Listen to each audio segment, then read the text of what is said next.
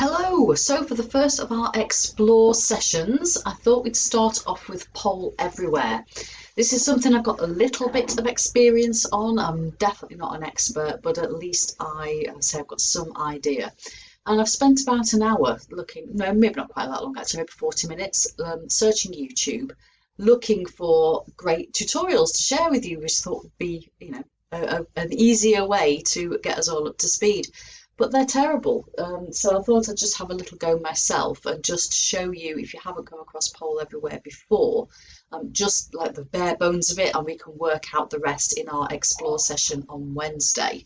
If you've attended my webinars or the Designer for Digital Delivery program, you have come across PollEverywhere, even as a participant, and it must be easy if I can use it. So this is the screen if you haven't come across it before. As you can see, it just says polleverywhere.com. I'm only on the free version, as you can imagine, because that's what I'm like. And you just log in using, you set up an account, log in with Gmail, whatever it is you want to do. And this brings you to this screen, which looks a little busy. And you can see that I've created lots of polls anywhere so far. But don't worry about this stuff along here, because I've only just worked that out myself. But if we click on this new activity, it just shows you all the different ways that you can get people to engage. So, and I'm only on the free version, so these are available in the free version. So we can have a multiple choice quiz. So this is quite nice if you want to, particularly as an icebreaker or just to gauge where people are. You can just ask any question that we want to. My favourite is the word cloud, because it's just a lovely way to gather people's feelings or views or ideas very quickly, in much the way we would do on a flip chart in the live environment. Creating a word cloud just allows us to capture things. Just a word of warning on the word cloud. On the free version, you're only allowed 25 responses. So it's a good idea to tell people that they can only choose 3 things, for example. Otherwise, you might end up with those people who type really quickly being able to put 12 things in, and then someone finding that they're adding answers, but because they're adding them late, they're not coming onto the word cloud. This Q&A, I haven't actually used this one, but the description of what it is there. Upvote and downvote, other answers. So maybe, what do we think we ought to focus on for the next few weeks? We can put our answers in, and then we can prioritize them. So that's maybe something that we can have a play with. Clickable image, which looks really good. So you can upload your own image, obviously, or we can have, see if I can move that out of the way, various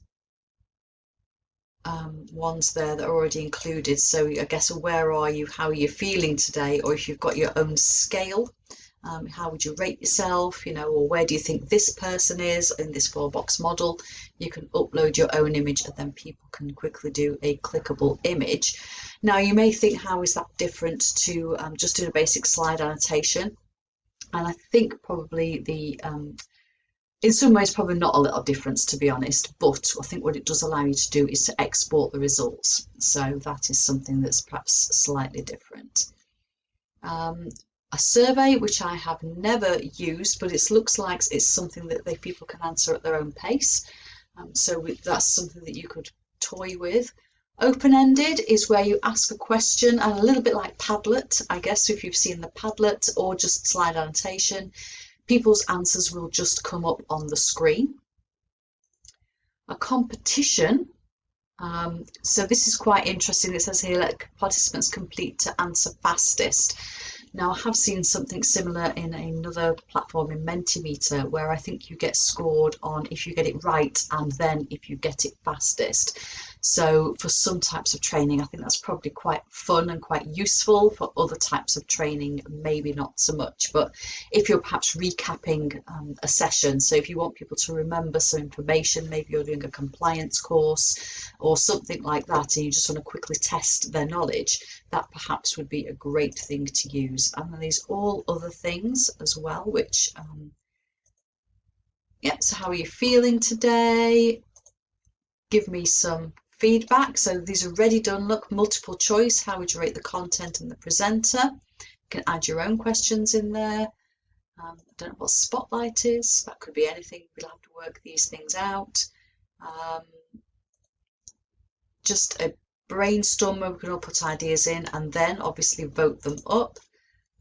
Ranking looks great. So select on a map. Where are you from? So whether you can put your own map in there. Short answers. So again, lots of, oh, look at a 4x4 grid. That's great, isn't it?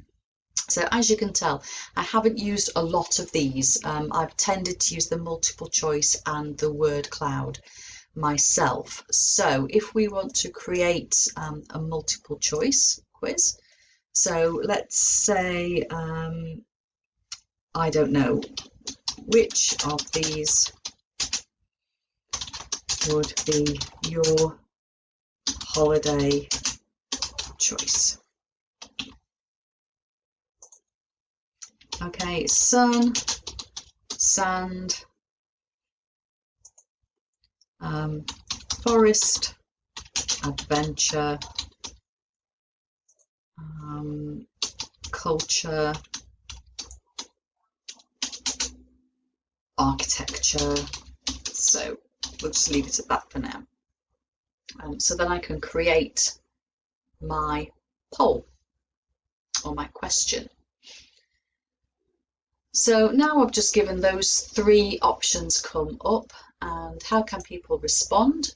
You can see here at the top, you can get people to respond by text, or you can get them to respond by, I usually copy and paste this into the chat, and then people just open it up on a new browser, and this poll will be there, and they can answer it.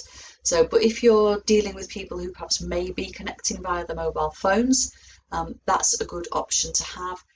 It's also a good option if you think people may get a little bit confused, because when people go off your Zoom and off your slides into another browser, their view will change. So as the presenter, you'll find that you'll be able to see the answers coming up, but they'll be saying, I can't see that. Where is it saying that? Particularly if they're doing one that's got a right answer and you want to show that. Whereas if you're just inputting the information on your phone and then you have to look back on the presentation to see the answers, that can be quite a useful thing, I think. So if we just unclick that text messaging, you can see that that's all we've got available to us. Audience restriction. So we do have, we can make this anonymous if we want it to, so that's quite handy.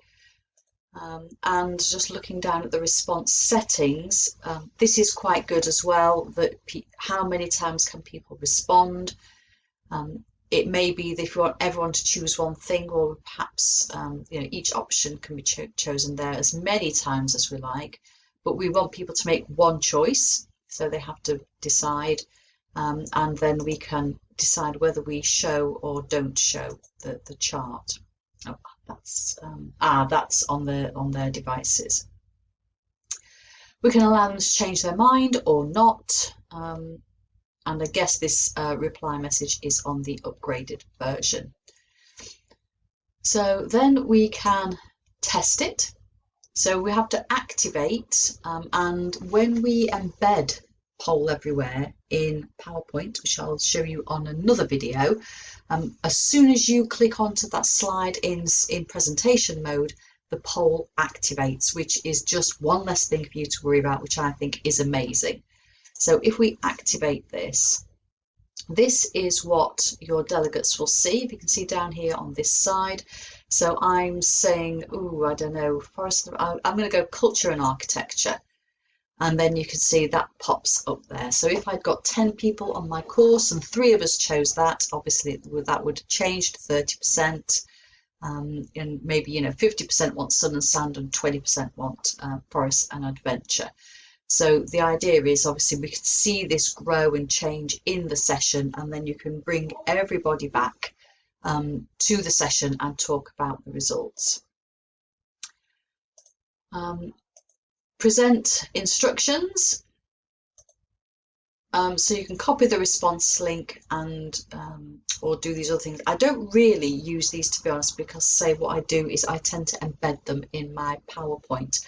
But what is useful is if you're not using PowerPoint, obviously you can just have this link in a document, you can share it in chat, so you don't need to be having slides on the go. You can still use PollEverywhere to get people engaged, and you can show the live results.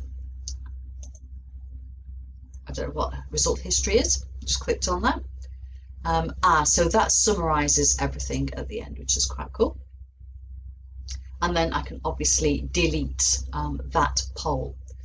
So let's just go back to our activities now. So that's how to set up an activity, and something that I didn't realize until quite recently is that we can create a new group. And what a new group does basically is give you categories.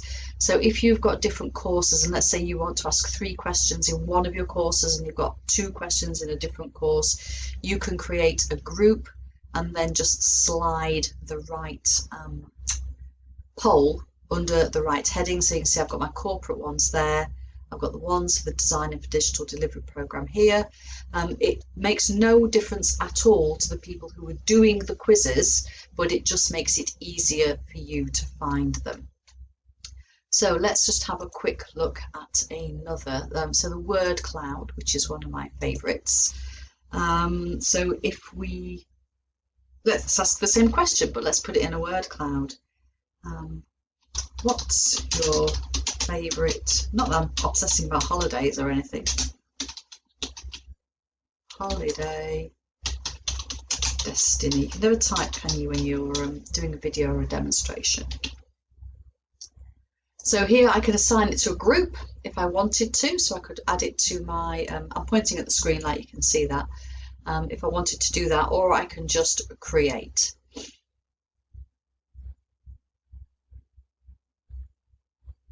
So again, how can people respond? Audience restriction. Again, we can make that anonymous, just the same. Response settings, I think, is quite important. So particularly if you're on the free version, you might need to say, actually, you can only put 2 answers in because there's 12 of you on the call. You can only answer twice each. And then it will tell them, if they try and type in a third, that they've already hit their maximum. So that can be quite handy, I think, particularly on a word cloud. And the other thing with a word cloud is you have to tell people not to put spaces in. So short answers are best, and if they can squish them together and capitalise the first letter, because what the word cloud does is it splits all the individual words up, and they can end up being a little bit of a nonsense. So I'm actually just going to change that. I'm going to allow 6 because when I test it, I'm going to show you what it can do. So now activate this response. So I can say Italy, and I have to submit everyone in turn, and you can see it pops up in the word cloud. And then I'll put mountains. Oh, that's actually right, mountains, rather than that strange word that I put in there. So we can see that they've come up together. Where else do I like going? I like going. I'm going to put Italy in again so you can see what happens. So you can see now, because Italy's got 2 votes, it's now a bigger word. So the more people that actually type that in, the more you will see it growing. So let's just pop something else in. Let's put coast in. Let's keep it quiet. Mountains, coast, Italy. Let's put Scandinavia in just because I definitely want to go there a bit more. Visited it very briefly. And we'll add mountains again. So we can see there what's coming out. And what's really lovely about this is that people can see it changing. But I think there may be a way, but I'm not sure, that we can, and here, look, if you scroll down, so I've put all these answers in, so I thought, oh, actually, no, I don't want to do Scandinavia, because I've allowed people to change their minds. I can delete that one, and I can put something else in. So I could put Caribbean in instead, because let's face it, who wouldn't enjoy that one? So there we go. So that's quite nice. This is nice. You can see what your delegates are seeing when you're setting it up. I did wonder if there was a way that we can make it so people don't see the answers until the end, but I could be making that up. That might be something that we can explore in our sessions if that's possible. And the visual settings here is, you've got limited ones on the free version, but I could potentially change my colour scheme if I wanted to, and the font and things like that. But generally I just keep it with what it is because people just enjoy that whole playing with it really. So just going back to my home screen. I think, to be honest, that's all I can show you. That's all I've learned to do myself so far. So everything else now I'll be learning alongside you. But what I will do, as I say, is I'll do a very quick demonstration as to how I get that into the PowerPoint slides, and then we can take it from there. Now, the only other thing to bear in mind is that a pop-up came on when I logged on today to say that if we haven't used a poll in 30 days, this is on the free version, it just gets automatically deleted. So as I only use very basic ones anyway, that's not a major problem for me to recreate them. But you can see here these full, let's just have a look at this full one. I think this might be word cloud. Yeah, so that's a lovely word cloud there, which has got its 25 responses, and it moves around for reasons best known to itself. But again, you can see there how it allows people to quickly take in all the ideas that people have said, and it's perhaps just an alternative to using a whiteboard or slide annotation, something very quick and easy. You don't need to put people into breakout rooms for, they don't need to type a load in, and it's just something a little bit different. So with that, sorry that was a bit longer than I expected it to be. I'm going to stop now, do one more video, and we will explore this on Wednesday in our Explore session.